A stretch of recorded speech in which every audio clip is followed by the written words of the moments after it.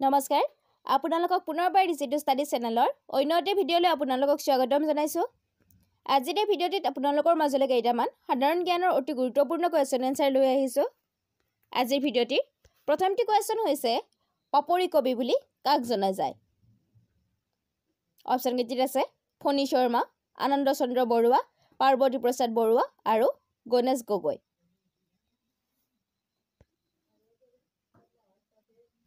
Option ভিতৰত শুদ্ধ উত্তৰটো হৈছে option number D Ganesh Gogoi মনত ৰাখিব গণেশ গগৈ পাপৰি কবি বুলি জনা যায় নেক্সট কোৱেশ্চনটিত আছে অসমত আয়ুৰ্বেদ চিকিৎসা মহাবিদ্যালয় ক'ত অৱস্থিত অপচন কেইটা আছে ৰঙিয়া নলবাৰী শিৱসাগৰ আৰু গুৱাহাটীত অপচন ভিতৰত শুদ্ধ উত্তৰটো হৈছে অপচন নম্বৰ ডি গুৱাহাটীত মনত ৰাখিব অসমৰ আয়ুৰ্বেদ চিকিৎসা মহাবিদ্যালয় গুৱাহাটীৰ জালুকবাৰীত অৱস্থিত কোৱেশ্চনটিত আছে তিৱাসকলৰ আদি বাসস্থান ক'ত আছিল অপচন কেইটা আছে নেপাল ভূটান তিব্বত আৰু কামৰূপত অপচন কেইটাৰ ভিতৰত শুদ্ধ উত্তৰটো হৈছে অপচন নম্বৰ সি তিব্বতত মনত ৰাখিব তিৱাসকলৰ আদিম বাসস্থান তিব্বতত আছিল নেক্সট কোৱেশ্চনটিত আছে পশ্চিমবংগই কিমানখন দেশৰ লগত নিজৰ সীমা ভাগ কৰে অপচন কেইটা আছে দুখন তিনিখন চাৰিখন আৰু ছয়খন অপচন কেইটাৰ ভিতৰত শুদ্ধ উত্তৰটো হৈছে অপচন নম্বৰ বি তিনিখন মনত ৰাখিব পশ্চিমবংগই তিনিখন দেশৰ লগত নিজৰ সীমা ভাগ কৰে নেক্সট কোৱেশ্চনটিত আছে মেঘালয় ৰাজ্যখন কেতিয়া প্ৰতিষ্ঠা কৰা হৈছিল অৰ্থাৎ মেঘালয় ৰাজ্যখন কেতিয়া অসমৰ পৰা পৃথক হৈছিল অপচন কেইটা আছে 1962 চনত 1967 চনত 1972 চনত আৰু 1975 চনত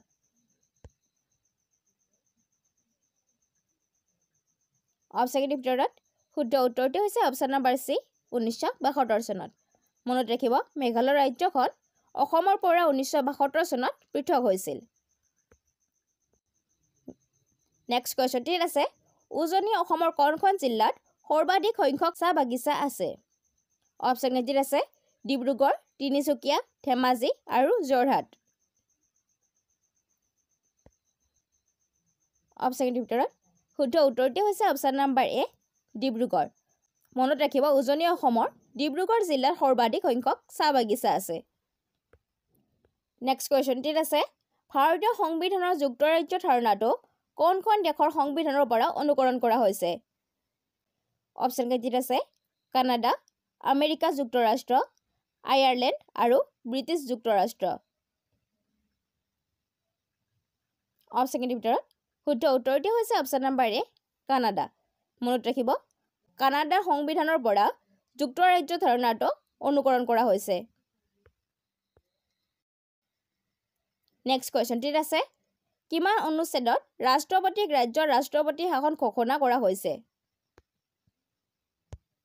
কিমান অনুচ্ছেদত ৰাষ্ট্ৰপতিক ৰাজ্যত ৰাষ্ট্ৰপতি শাসন ঘোষণা কৰা হৈছে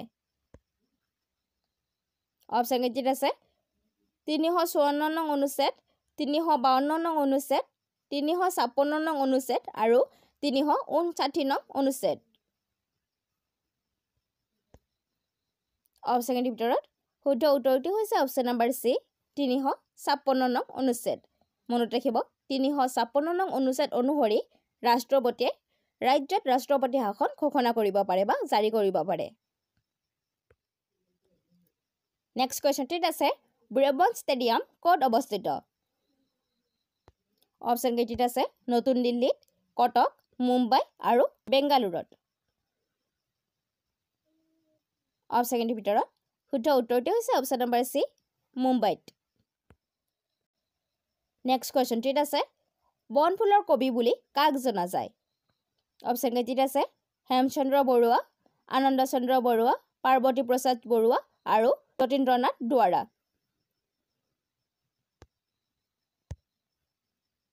অপচন কেইটাৰ ভিতৰত শুদ্ধ উত্তৰটো হৈছে অপচন নম্বৰ ডি যতীন্দ্ৰনাথ দুৱাৰা মনত ৰাখিব বনফুলৰ কবি বুলি যতীন্দ্ৰনাথ দুৱাৰাক জনা যায় নেক্সট কোৱেশ্চনটিত আছে কোনখন দেশত পানীৰ তলত পাৰমাণৱিক আক্ৰমণৰ ক্ষমতা সম্পন্ন ড্ৰোন পৰীক্ষা কৰা হৈছে? অপশ্যন কেইটিত আছে ভাৰত, পাকিস্তান, চীন আৰু নৰ্থ কোৰিয়া।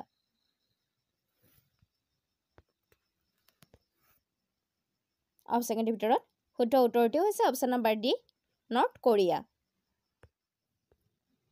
নেক্সট কুৱেশ্যনটিত আছে 2022 বৰ্ষত সাহিত্য একাডেমী পুৰস্কাৰ লাভ কৰা অসমীয়া ব্যক্তিগৰাকী কোন?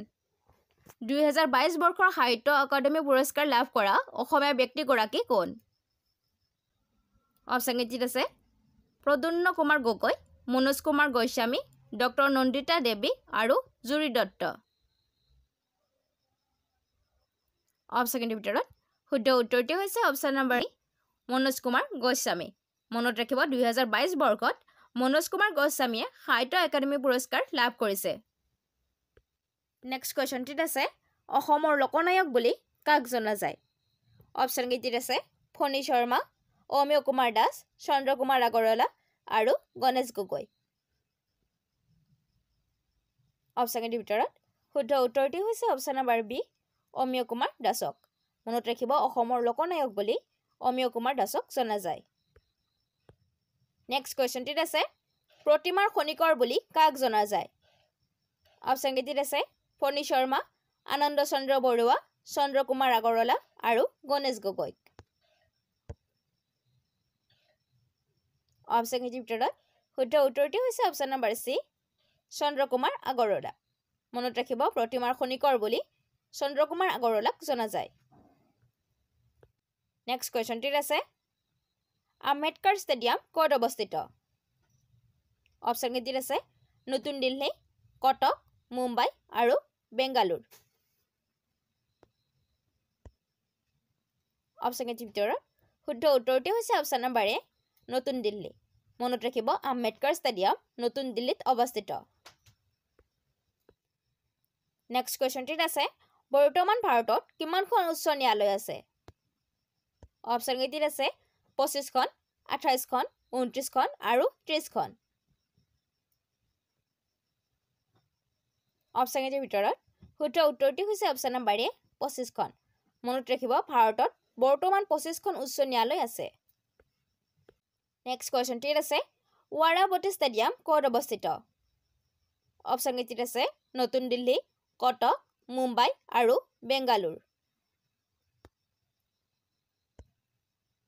অপশ্যন কেইটিৰ ভিতৰত শুদ্ধ উত্তৰটো হৈছে option number B, Cuttack. Next কুৱেশ্যনটিত আছে নটসূৰ্য কবি বুলি কাক জনা যায়? অপশ্যন কেইটিত আছে ফণী শৰ্মা, আনন্দ চন্দ্ৰ বৰুৱা, পাৰ্বতী প্ৰসাদ বৰুৱা আৰু যতীন্দ্ৰনাথ দুৱাৰা। অপশ্যন কেইটিৰ ভিতৰত শুদ্ধ উত্তৰটো হৈছে অপশ্যন নম্বৰ এ, ফণী শৰ্মা। মনত ৰাখিব নটসূৰ্য বুলি ফণী শৰ্মাক জনা যায়।